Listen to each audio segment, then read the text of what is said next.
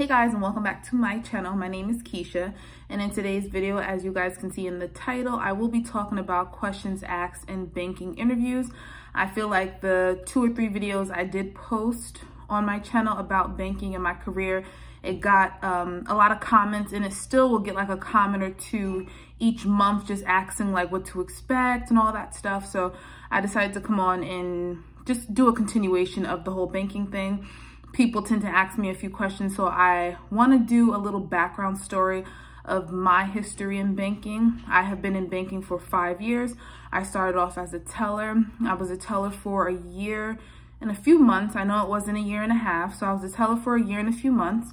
And then I became a lead teller, and then I became a universal banker, and then I became a customer service representative, just because, which is basically like a banker, but it's just switching from a bank to a credit union, which is a difference. And if you guys are interested in the difference between a bank and a credit union, I can definitely do a video about that as well. Just let me know in the comments below.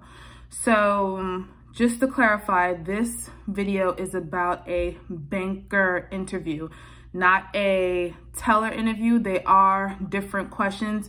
They expect a little bit more from you being a banker and being on the banker side. Being a teller, it's more like customer service and dealing with the public and how friendly are you and stuff like those type of questions. So you'll definitely see that.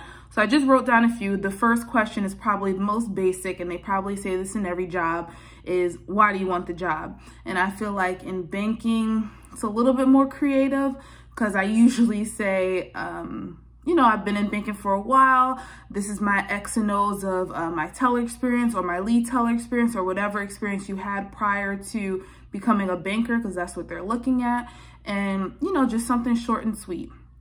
Next question is, matters what bank you're going to, is can you sell? How would you sell? What previous experience do you have with selling? So my first bank, well, the second bank I went to, they were really big on selling, and it's all about selling. Selling this credit card, making this person get a checking account, making sure they get a personal loan, a mortgage. Like, it's all about selling. And even in the interview, you had to talk about your selling experience, talk about your numbers. It's also good to bring in your numbers. Even when you're a teller, you have to have numbers or meet a quota. You might not be getting graded on it so much as a banker or getting paid out on that quota, but they want to know that you're trying to interact with a banker as a teller as well. So it kind of plays into part as a banker and teller, but they really want to know how you sell. And at my previous bank, I had about 10 minutes selling, like just talking about how I would sell this. And that's something you definitely have to look at. I don't care if you're trying to sell your earrings or your necklace or your glasses, they want you to sell. In that particular interview, I actually went into the aisles and was selling to people. Not really selling, but getting them interested. I'm letting them know that there's a bank here and all that stuff. So definitely that communication, that customer service definitely plays into part. Next one, are you competitive? Most banks always have who's gonna sell the most credit cards. If you do, you get lunch, or you get to meet the CEO, or you get a trip or a $100 gift card. There are always competitions in banks sometimes. Some are different than others, but you know, you stand out that way, and you meet the district manager, or you can meet other managers that way. Like, everyone wants to know, oh, that's that girl that sold 100 credit cards in a month. How did she do it? And that's how you get raises as well, promotions and all that stuff. So that's always good. That always comes to play, but that's not for everyone. Next, have you worked to become a banker? How did you work to become a banker? This is more of a, like, let's say you came in and you're currently a teller. They want to know, what did you do? Let me see your portfolio. Who did you work with? Who did you talk to? How do you know anything about being a banker? Do you know how to open an account already? Like, those are the things they're looking at. I know with me, I had a portfolio. I worked with other bankers in the field. I jot down some notes. Like, they really want to see that you're just not in a company and you want to jump because you've been there for a year or 2. You really need to work towards it. Here goes my son. Jabari, go back in your room, please. Go back in your room, please. Thank you. He's gonna slam the door. No, not close the door. Open the door. Thank you. You got it? All right. Next question. How will you reach your numbers? So usually in banking, you have to have a certain amount of numbers a quarter, and they want to know how you're going to reach it. Are you going to be calling people on the phone? Are you going to be in the aisles? Are you actually going to be going to businesses? There were times I had to go to Dunkin' Donuts. I was going to Ross. I was going to ShopRite.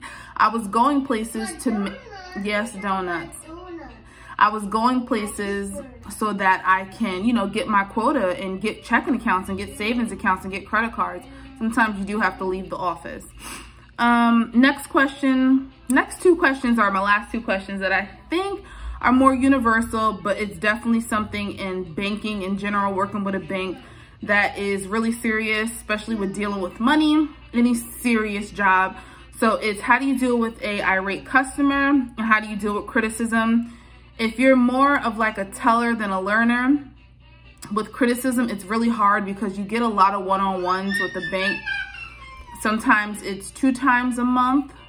Sometimes it's 1 time. I believe as a teller, I felt like it was a lot less. No, I felt like it was a lot more because as a teller, they really want to know what you want to do. You know what I mean? As a banker, I feel like it was once a month just to make sure you're making quotas. It was more if you were like, not nowhere near your goal. It's just like, yo, sis, what are you about to do?